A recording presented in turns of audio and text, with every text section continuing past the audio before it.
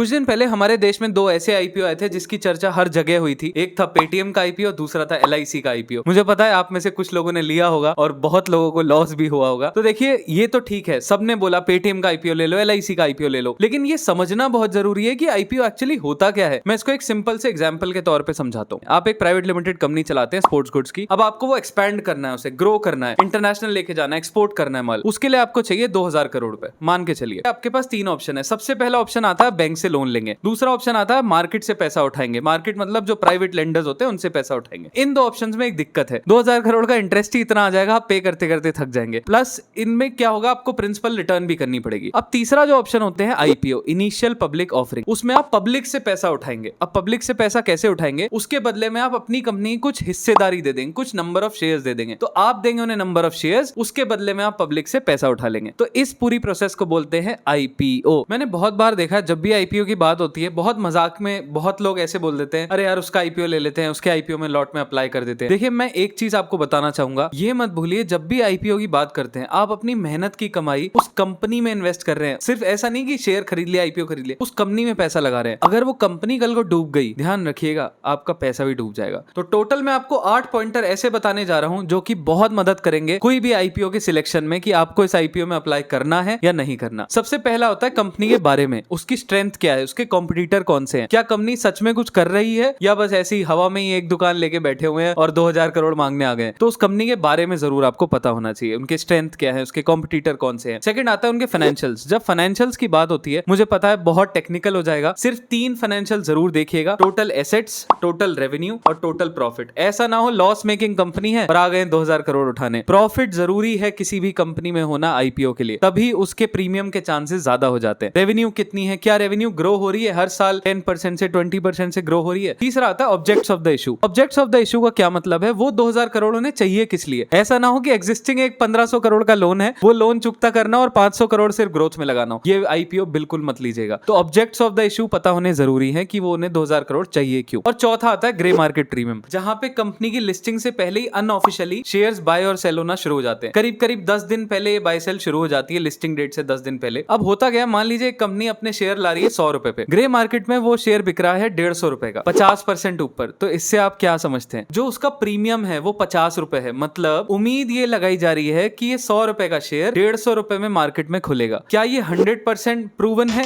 नहीं। क्या इससे अंदाजा लग सकता है? बिल्कुल लग सकता है। तो ये एक बहुत बड़ी हिंट होती है, बहुत बड़ा इंडिकेटर होता है कि हमें ये आईपीओ लेना है या नहीं लेना। अब मान लीजिए कोई 100 रुपए का शेयर 80 रुपए पे ग्रे मार्केट में बिक रहा है, मान के चलिए वो ऑलमोस्ट डिस्काउंट पे खुलेगा। एक बेस्ट एग्जांपल देता हूं, पेटीएम का शेयर 2150 रुपए का लिस्ट था, लिस्टिंग प्राइस था, और ग्रे मार्केट में वो 30 रुपए डिस्काउंट पे चल रहा था, 2120 रुपए में खुलेआम बिक रहा था। पांचवा इंडिकेटर होता है वैल्यूएशन। देखिए कोई भी कंपनी का मान लीजिए 100 रुपए का शेयर की वैल्यू है और उसको आप मार्केट में अगर 150 रुपए में बेच रहे हैं, तो देखिए वो कंपनी हो सकता है उसका जो शेयर लिस्ट हो वो लॉस में हो। पेटीएम इसका बेस्ट एग्जांपल है। छठा इंडिकेटर होता है मार्केट सेंटिमेंट। देखिए जब मार्केट मान लीजिए डाउन जा रहा हो और उस टाइम कोई आईपीओ लिस्ट हो, तो हो सकता है कि उसके फाइनेंशियल्स अच्छे हो, बाकी सब चीजें अच्छी हो, लेकिन मार्केट सेंटिमेंट क्योंकि नेगेटिव है, बेयरिश है, बहुत डाउन जा रहा है, उस वजह से वो आईपीओ बेचारा फंस जाए और वो लॉस में खुल जाए। लॉस नहीं तो बहुत कम प्रीमियम में खुले। इसका बेस्ट एग्जांपल है एलआईसी। एलआईसी में सब कुछ अच्छा था, प्रॉफिट भी थे, सब कुछ था, लेकिन क्योंकि मार्केट सेंटिमेंट डाउन था इसलिए उसमें बहुत कम ही प्रॉफिट आ पाया, ना के बराबर आ पाया, लिस्टिंग गेन्स जिसे बोलते हैं। सातवां होता है कि वो जो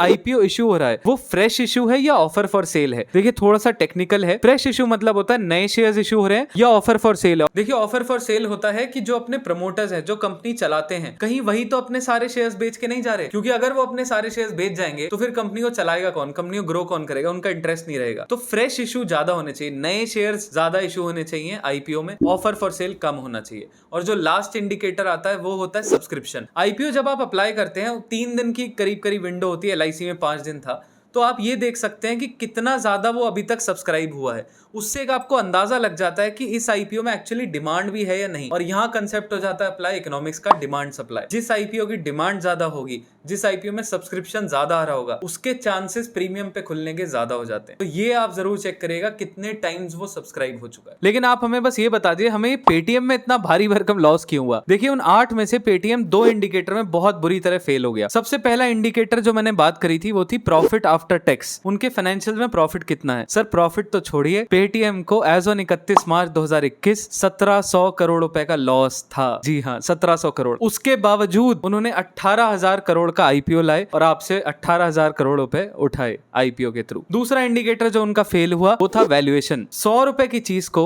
आप 110 का बेच सकते हैं, 120 का बेच सकते हैं। सर 200 का बेचेंगे ना, 100 तो छोड़िए, वो 90 का भी नहीं रहेगा। तो वही हुआ पेटीएम के साथ। अगर इस रिपोर्ट की माने एक्सिस सिक्योरिटी के हिसाब से 50 गुना उनकी वैल्यूएशन ज्यादा थी। तो जो शेयर करीब करीब 1000 रुपए का होना चाहिए था वो 2150 रुपए का आपको बेचा गया और आपने खरीद भी लिया। आई होप आपको वीडियो पसंद आई होगी। पसंद आई हो तो लाइक जरूर करेगा और चैनल को सब्सक्राइब नहीं किया है सब्सक्राइब कर दीजिए। आपके लिए खास वीडियो बना रहा हूँ, खास आपके लिए।